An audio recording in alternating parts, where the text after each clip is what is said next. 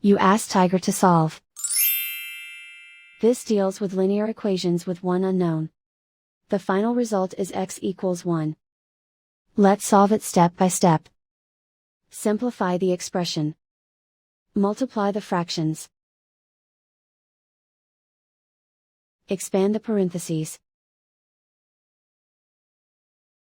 Simplify the arithmetic. Multiply the coefficients.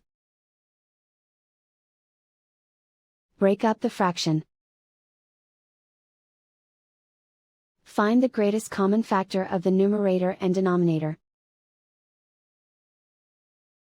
Factor out and cancel the greatest common factor. Simplify the fraction. Group all constants on the right side of the equation.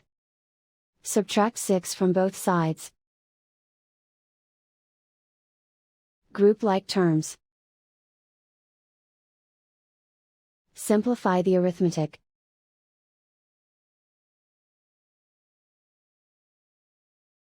Isolate the x. Divide both sides by -3. Cancel out the negatives. Simplify the fraction.